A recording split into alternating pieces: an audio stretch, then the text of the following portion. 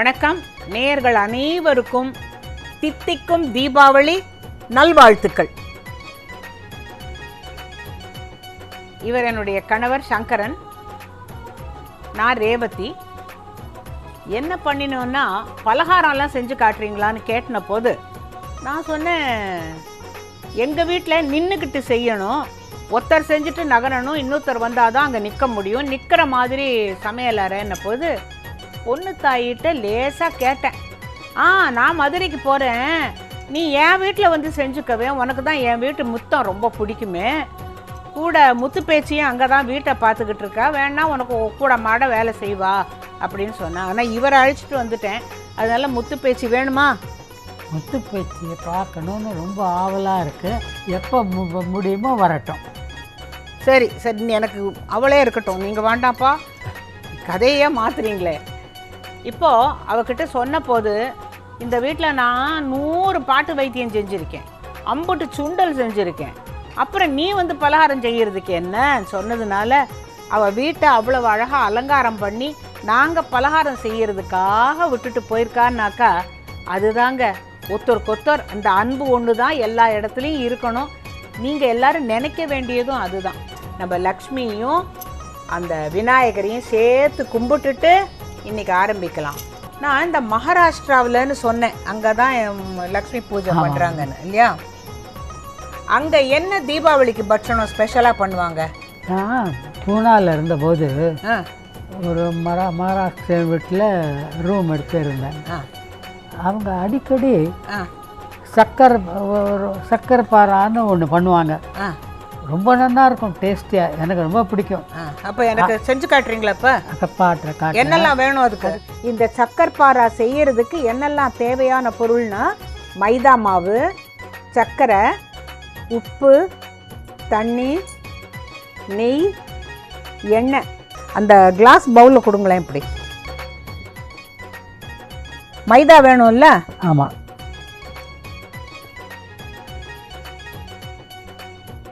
ஒன்று,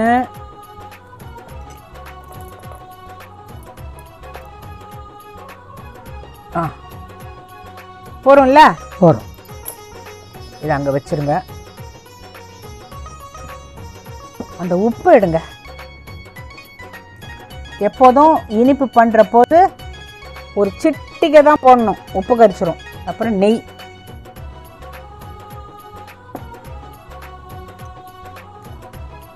பொண்ணு தாய் நல்ல பாத்திரம்லாம் வச்சுருக்காப்பா வீட்டில். அங்கே பார். போருமா? போதும். இப்போ உங்களுக்கு நான் தண்ணி தரேன், நீங்கள் பிசைறீங்களா? ஆமாம். பிசைறபோது நம்ம மோதிரம் இதெல்லாம் போட்டுக்க கூடாது. அடுக்கலையில் வந்தாலே நகையெல்லாம் கழட்டி வச்சிடணும். அது உங்களுக்கு தலை தீபாவளிக்கு எங்கள் அப்பா கொடுத்த வைர மோதிரம், மரியாதையாக கழட்டி வச்சிடுறதான். அதை கழட்டி வச்சுட்டேன்.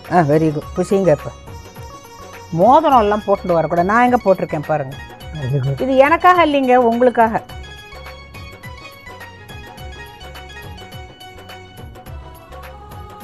நல்லா இழுத்து பிசிஞ்சிருங்க. ஒரு கை பதமாக பிசியணும். ஆமாம். ஒருத்தர் தண்ணி ஊற்றி ஒருத்தர் பிசிஞ்சா எப்படி ஆகிடும்? அது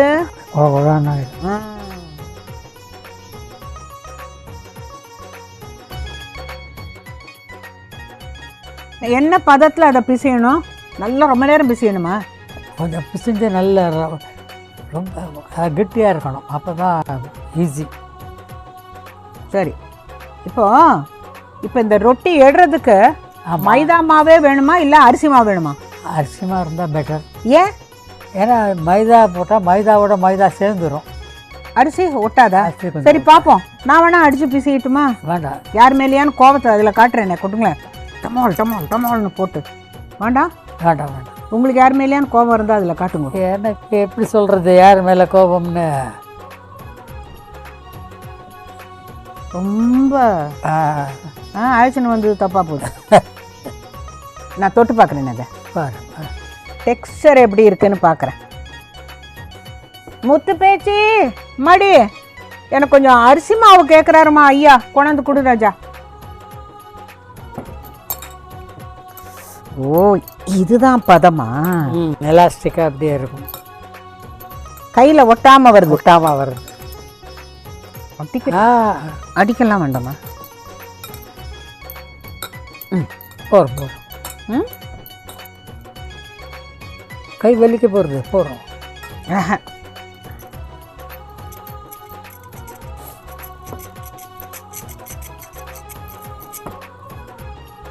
எத்தனையா உருட்டு போடவா நான்?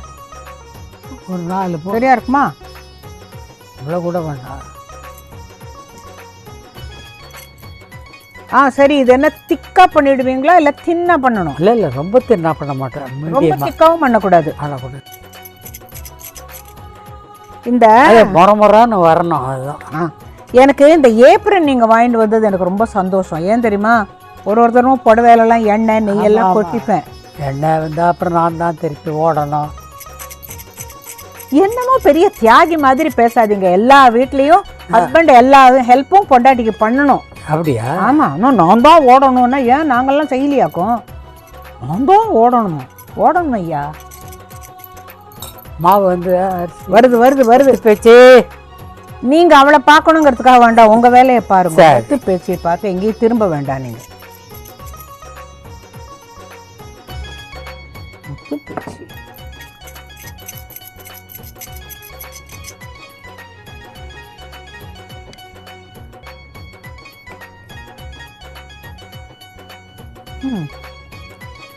அரிசிமா போடவா?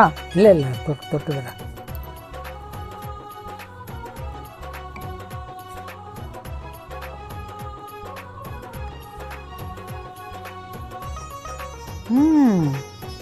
ஆஹா,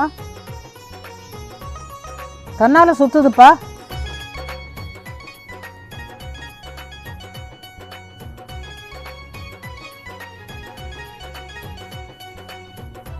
பேசாம சைட் பிஸ்னஸ் ஒன்று ஆரம்பிச்சுடலாமா? ஆனால் நீங்கள் இன்னைக்கு பண்ணுறீங்க, எப்போதும் பண்ணுவீங்கன்னு சொல்ல முடியாது. சரி, அது மூட பொறுத்தது. இது எவ்வளோ திக்கு பார்த்துக்கிறேன். இல்லை கொஞ்சம் கற்றுக்கிறேனே, கொஞ்சம் தின்னாக்கிடுறேன். சரி.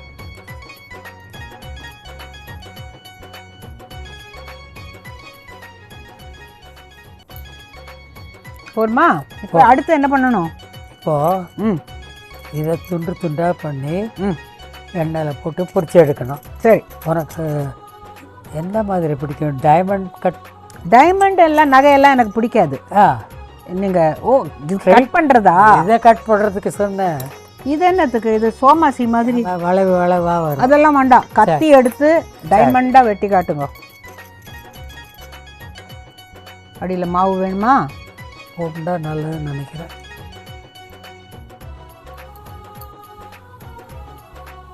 என்ன மைதா, சர்க்கரை, நெய், உப்பு, எண்ணெய், இவ்வளோதானே?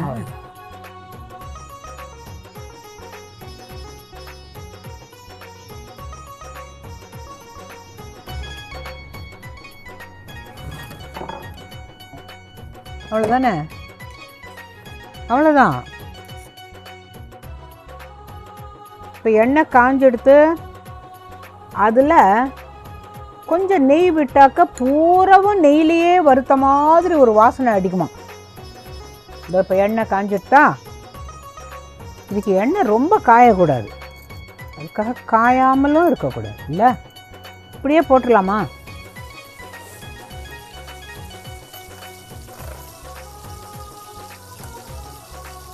அடுத்த லாட் ரெடி பண்ணுங்க. இப்போ இதை நல்ல பொன்னிறமாக வறுக்க வேண்டும். இப்போ நல்ல டைமண்ட் கட்டர் நீங்கள்.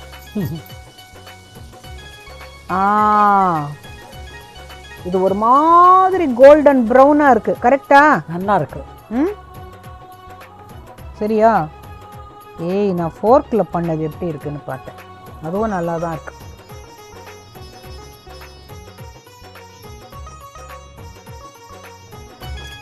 ஓ, இது நீங்கள் பண்ணீங்களா?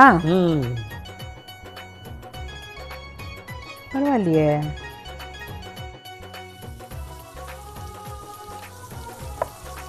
அதெல்லாம் நல்லா வருது.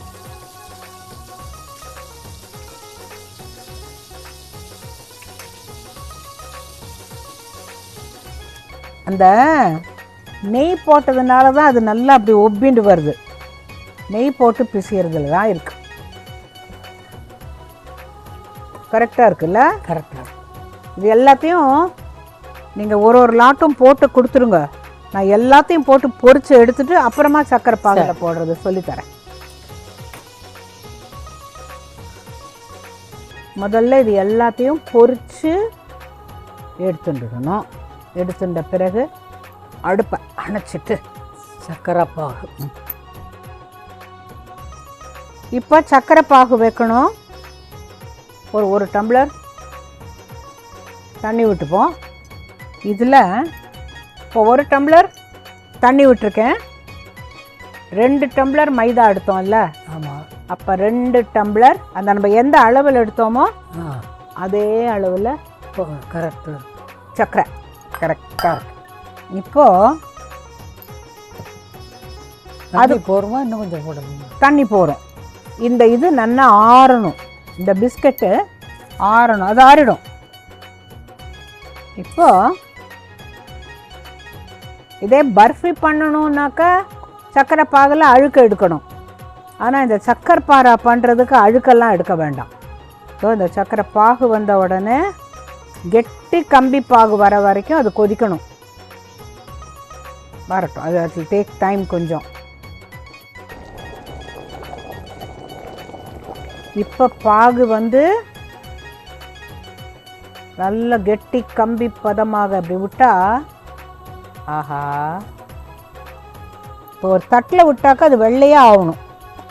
இந்த சர்க்கரை, கரைந்த சர்க்கரை மீண்டும் சர்க்கரையாக மாறணும். கெட்டி கம்பி பதம். இன்னும் கொஞ்சம் கொதிச்சிடுச்சுன்னா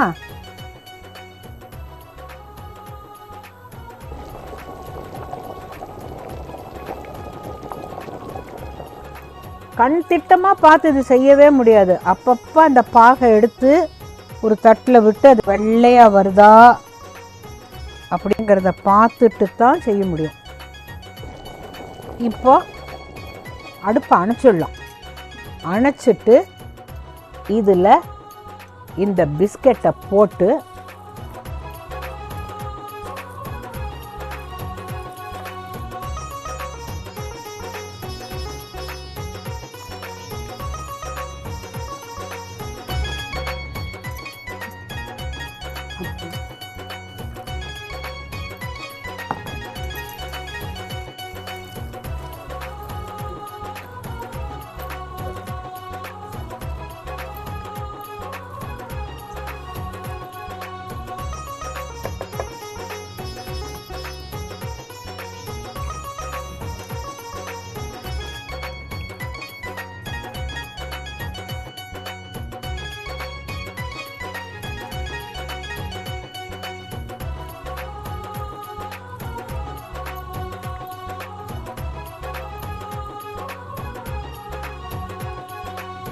இது ஆற ஆற அப்படியே கெட்டியாயிடும்.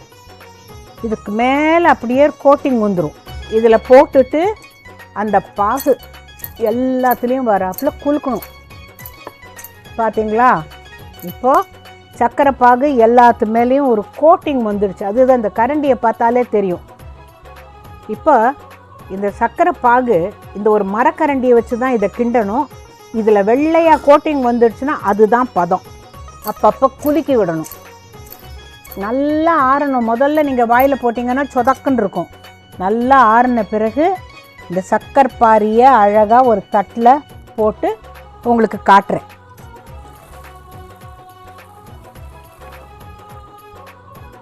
நீங்கள் அழகாக டைமண்ட் பண்ணி கொடுத்தீங்க. நான் அதுக்கு அப்படியே தங்கமுலாம் பூசினாப்பில் சக்கரை போட்டு கொடுத்தேன். கரெக்டாக இருக்கா பாருங்கள். கரமுறன்னு சத்தம் கேட்குறது. Very good. அமிர்தம். அமிர்தமா? இந்த பாருங்க, உங்களுக்கு நேயர்களுக்கு உடைச்சு காட்டுறேன் பாருங்கள். கறக்குங்குது. நல்லா இப்படி வரணும். இந்த பிஸ்கெட் கரகரான்னு இருக்கணும். நல்லா வந்திருக்கு. ஏதோ சாமியை கும்பிட்டு ஆரம்பித்தோம், நல்லபடியாக வந்துடுச்சு. நீங்கள் எல்லோரும் வீட்டில் செஞ்சு பார்த்துட்டு எங்களுக்கு சொல்லுங்கள். சரியா?